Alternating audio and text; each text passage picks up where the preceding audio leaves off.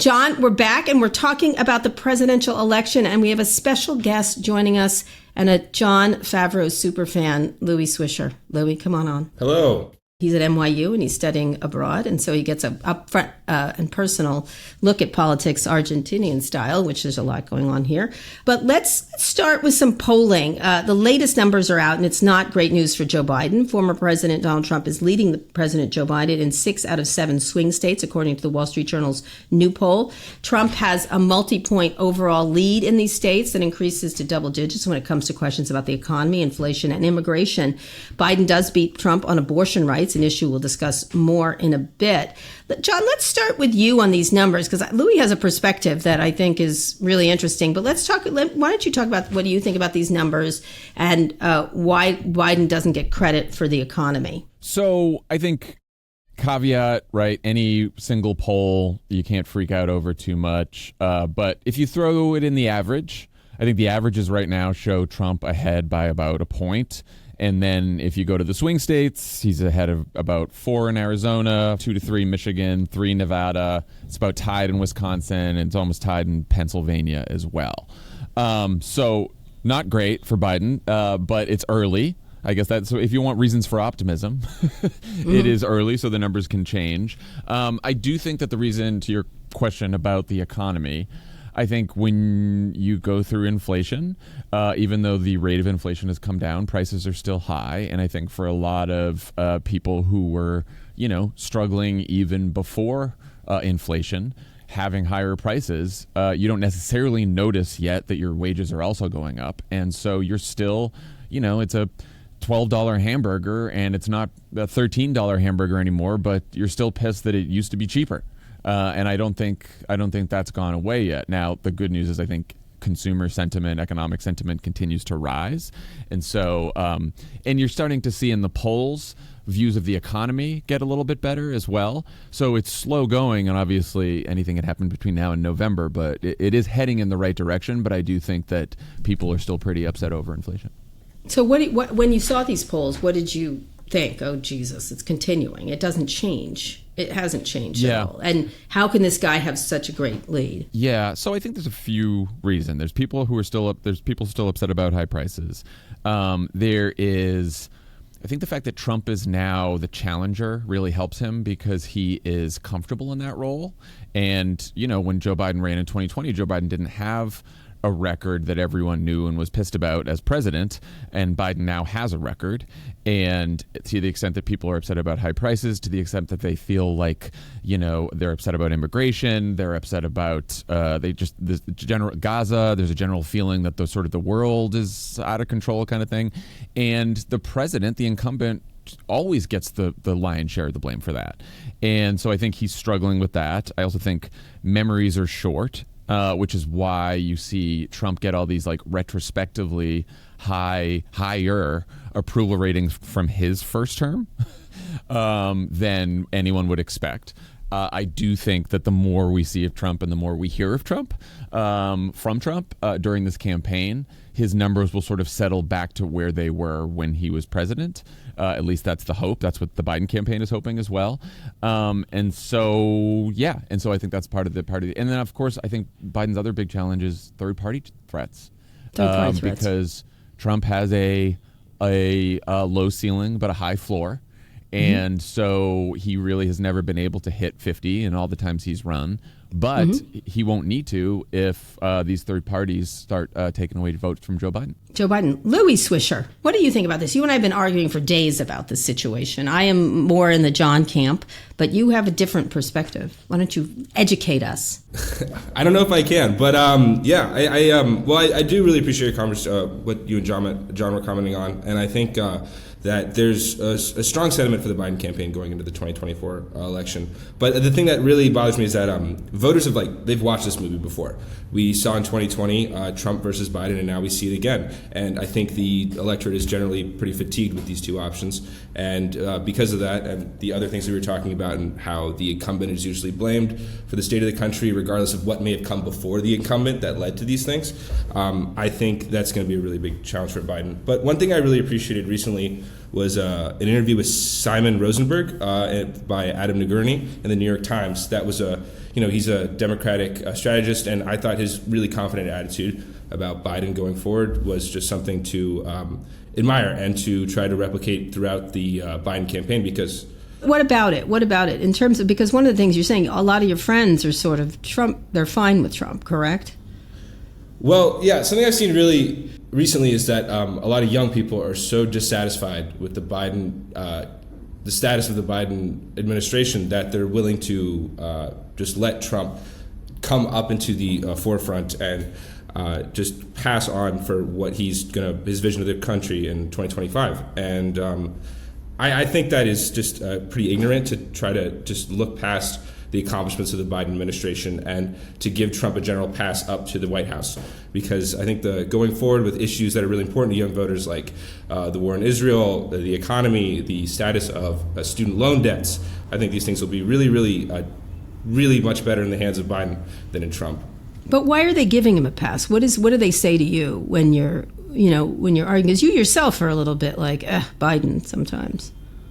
Well, it's kind of hard not to be a nihilist if you're of the Generation Z. I think Why is we're that? a pretty... because, I don't know. I think we had a lot of moments of hope in our, the past 20, 30 years of American politics. Mm-hmm. But the problem is that time after time, we've been handed defeats or setbacks or laybacks, and I think that just really is getting to Gen Z. But I don't think we're going to give up because of that. I think we're going to fight harder, and I think the thing that the Biden campaign really has to do going forward is to try to just make a pitch to the country that if you reelect Joe Biden, there are still options on the table. With Donald Trump, there's not as many options on the table because Joe Biden, there are legitimate criticisms of his administration and his campaign and his promises, whether or not they've been kept. But the thing about Joe Biden is that he is willing to reflect and reform. You've seen this on his stances on LGBTQ rights, crime to some extent, and I think that going forward, it's really just important to remember that with Joe Biden, you could have the potential for a conversation, but with Donald Trump, it's his way or the highway, and that is really dangerous. And you don't want to give that guy a good card. I can sense your frustration both with your friends who don't care if Trump wins, and you about the Biden administration. The way I think about it is we have to avoid thinking about our vote as either a reward or punishment for Joe Biden or for Donald Trump. It's ultimately not about Joe Biden and Donald Trump. It is about us. It is about the future that we decide for ourselves. And there are two choices. There's Joe Biden's going to be president or Donald Trump's going to be president. You can vote for third party. It's not going to happen. They're not going to win. We don't even know if there's any of these third party candidates are on the ballot in enough states to win if they could, right, to actually get 270 electoral votes. So then you have a choice between Joe Biden and Donald Trump. And I think nuance isn't people's specialty in politics these days, but I very much disagree with Joe Biden's Gaza policy. I also think I love most of everything else he's done. I have personal affection and respect for him, and I spend every waking hour trying to make sure that he and Democrats get elected. Some people are like, how could you do that with the Gaza policy? It's because there are a whole bunch of other issues, because elections are a choice, because Donald Trump, I absolutely believe would be much worse than Joe Biden, not just on Gaza, but yes, on Gaza, but on everything, on every single other issue. And so what I'd rather do is exactly what you said, Louie, which is Joe Biden has shown that even though he is an 81-year-old, fairly mainstream Democrat who's been in public service forever, he has, even from 2020 to now, he's been very open to progressives not only challenging him, but persuading him to change positions on multiple issues. And he's governed domestically as one of the most progressive presidents of our lifetime and has accomplished quite a bit that way. And so I think that progressives should see that as a win, right? That they have a president who they never thought that the Joe Biden of all people would be this guy who you could push to pass progressive, really progressive legislation, and he's listened, right? And so I think he gives you a better chance than Donald Trump does. So let me ask you one more question, Louie. You do talk a lot about Gaza. How important is it to younger people, more progressive people say, but not necessarily? It's obviously sticks in your craw in a way that I hadn't seen that before from you. You're usually pretty even-handed on a lot of stuff. Yeah, I think this is a really, really important issue because it is going to model how we engage with our allies and our enemies and how we engage with foreign relations for the years to come. Because right now the United States is, not checking itself and not questioning its own support of a really, really, I think, unhinged and progressively dangerous regime in Israel. I really appreciated and agreed with Ben Rhodes the other day on Pod Save the World. I thought he had some really good comments on especially the recent world kitchen strike and the status of why are we still supporting this regardless of the fact that we've been shown time and time again that the Israeli government does not listen to the United States, and especially when we are sending them weapons and weapons and weapons and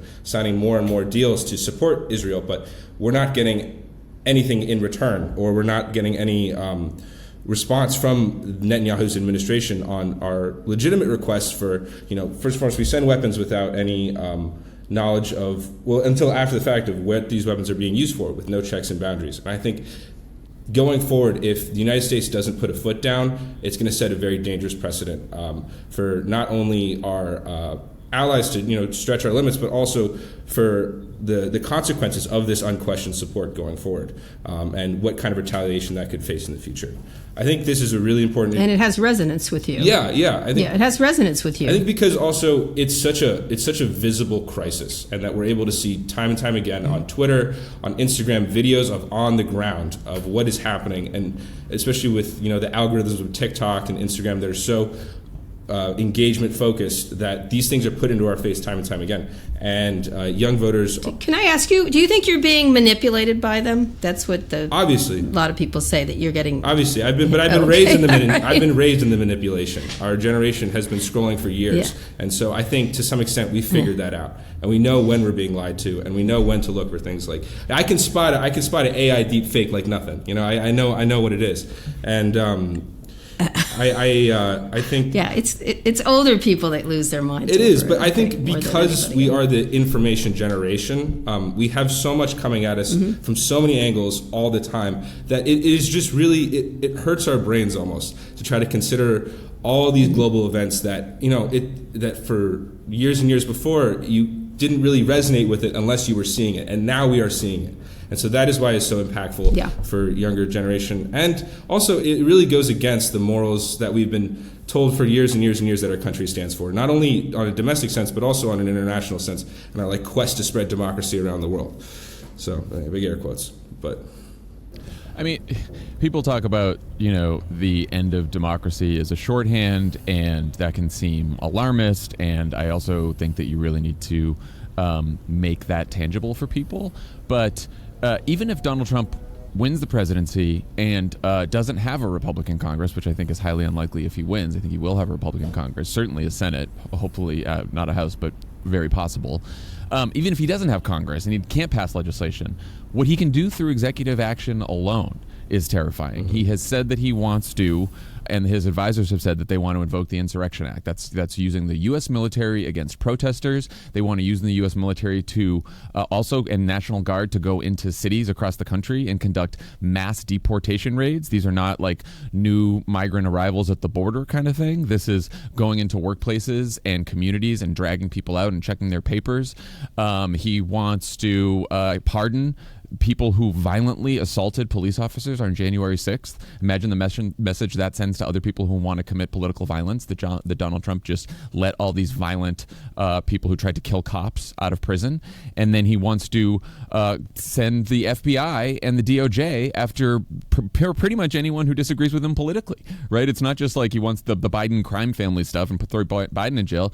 Imagine him investigating businesses. The IRS is coming after you. He's promised to investigate MSNBC, right?